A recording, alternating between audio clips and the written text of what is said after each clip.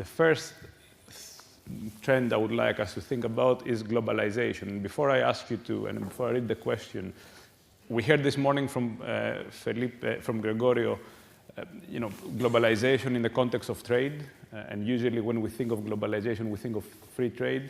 In my view, globalization, of course, is about free movement of goods, but it's also about free movement of people. And it's about the idea that the world is becoming smaller and people generally are freer to move, theoretically. Let's see how it goes.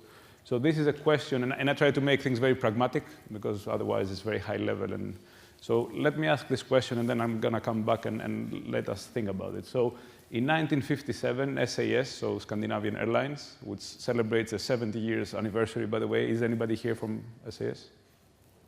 No? So I was flying to Copenhagen the other day, and I read this statistic or this piece of information in their magazine. That in 1957, they introduced the jet engine. How long did the Stockholm to Munich flight before they introduced the jet? So before 57, when you were still flying on propeller planes, how long did it take to fly from Munich, the center of Europe, let's say the heart of Europe, to Stockholm, to an European northern? Was it 12 hours, Munich to? Was it 7.5 hours? Was it 4.5 hours? Or was it 3 hours? Please vote now. And remember to click next after you vote.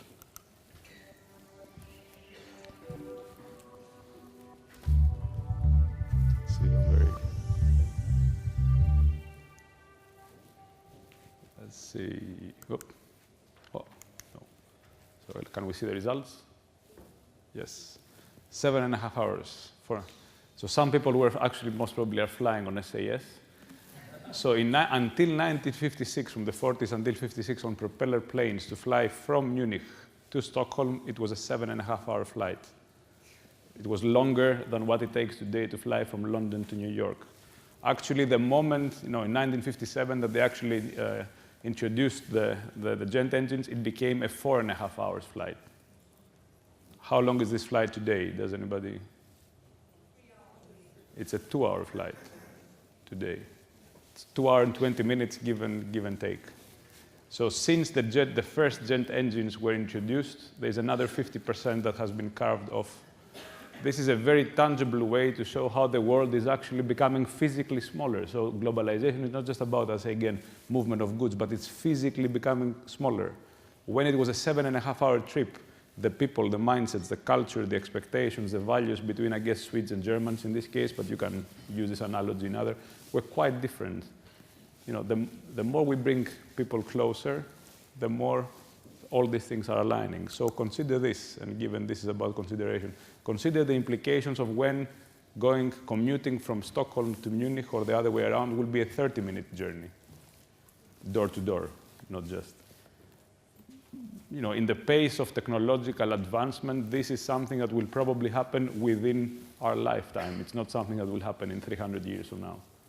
So from 57 until today, we have carved out another 50% of this trip, from 4.5 hours to 2 hours. And technology is advancing much faster now. So probably it will take less than 50 years to take the 1 hour out. Yeah? So consider this if we think in our context of CNB. What does it do about pay markets? Today we benchmark pay, or we try to understand the market within. We have expats. We talk about business travelers and commuters. But does it matter? When it takes 30 minutes, you can live in Munich and you can work in Stockholm and it takes 30 minutes. Probably to go to Frankfurt, it will take less than 30 minutes. And you might not even need to fly to do that. The implications are quite interesting about the talent pools, the living, the cost of living, benefits, and so on. So given this is a fast-paced session, I'm going to go deeper, but hopefully you can start thinking of some implications. And let's go to the next one, aging population. So aging population is a very interesting one. Later on, I will do a session on European comp and ben trends. That's one I'm going to discuss way more. But just to introduce some idea. So we all talk about the Gen Y, the millennials. When you look at demographics, this is in Europe, this is the smallest generation after the war. You had baby boomers, Gen X, Gen Y, and then now Gen Z. Which of these countries has the biggest Gen Y deficit? So when we look at the Generation X and the Generation Y, which of these countries has the biggest gap? So the Gen Y is smaller than Gen X by the maximum.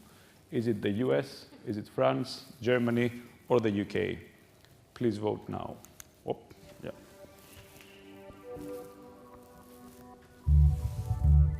Let's see. Can we see the results? Germany, yes. So I guess you're leading a lot about. So between the 4 countries, the US has a surplus. So in the US, their Gen Y, their millennial generation, is actually bigger than Generation X. All right? I'll say in a few seconds why this is interesting. Within the European countries, we all have a deficit. So in all European countries, Gen Y is smaller than Gen X. So the next Generation X today is the powerhouse. It's basically where your income, consumption, and investment peaks. So there's lots of money flowing. So in the future, with having a gap in our Generation Y, means there will be some challenge about economic activity. We can do everything right. There will just be less consumers, less investors, and so on, and less talent to look around. Now, between the 3 countries, Germany actually has the biggest gap. Germany's Generation Y is almost between 4 and 5 million, given how you count, 4 to 5 million less than Generation X. Now, if you think of the average income being 60,000, let's say, euros disposable, and think the consumption this creates, and suddenly you take 5 million out of the market, you can think a little bit what are the prospects of the economy, not now, but in 25 years from now, that the Generation X will be retiring and Generation Y will be at the center of consumption. So if we look at the consideration, in Europe, I said the US has a bigger Gen Y, so the US, we saw today, it's growing faster today, and on top of it, they have a bigger generation coming through, which creates some positive situation for them. We in Europe have stagnated a little bit, plus we have this deficit. What does it do in our consumption, investment, talent pool, ability taxes, pension systems? The whole system will be challenged. I'm not saying it will break down because solutions can be found, but we will be challenged in Europe with the demographic profile we currently see. 2 minutes to go and 2 more questions. I have 1 more trend and then I have a bonus question. All right, I'm not going to read this. If you can very quickly read this top there. This was a small article published in LA Times, so a major press publication on the 17th, and it appeared in March this year. And the question is, who wrote this article? Was it Darth Vader, Mickey Mouse, a journalist, probably, or a robot? And I guess given this trend is about technology, it's quite self-explanation. Can you vote now? Let's see. Maybe it was Darth Vader, Let's see. All right. Can we have a look at the results? Excellent. So Mickey Mouse and Darth Vader are connected, as you know, because now Disney owns the Star Wars brand. And I don't know, I'm a big fan, by the way, and I look forward to December with the Rogue One coming out. We can see what happened to Darth Vader after the 4th and the 3rd episode, but that's...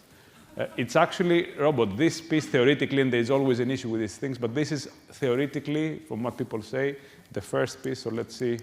Let's go back. Can I go back to the question? This is the first piece of journalism, let's say, for a major press, for a major newspaper that was 100% produced by an algorithm. So no word here has been written by a human. It's basically an algorithm that collected the data and put this text together, and it was printed on the newspaper. It is predicted that by 2019, so in 3 years from now, about 20% of all business content will be produced by algorithms, not people. So we will stop writing, and we're going to have engineers develop algorithms that will develop. Again, this session is about considering the implications, so you can consider the implications. I'm not going to go and explain what I think this means, but it's super energetic, it's super fantastic. I'm already 5 seconds over time, so let's go on the bonus question. The bonus question has the biggest implications. Let's see. By what year will human and robot marriages be made legal? Please vote now. I mean, we have it started counting. Let's give it a bit more time. So by when do you think it will be legalized to get married to a robot? By 2050?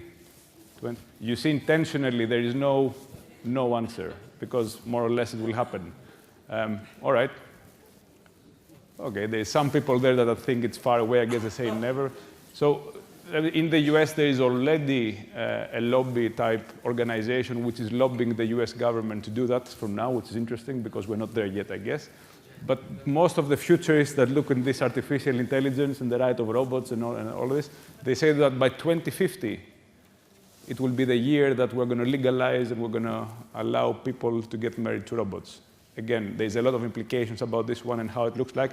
We don't really mean robots like R2-D2 in Star Wars. Do you know we mean robots that look like humans and they have deep learning algorithms instead of brains. And think about that. So I'm already a minute away, so I'm going to stop here.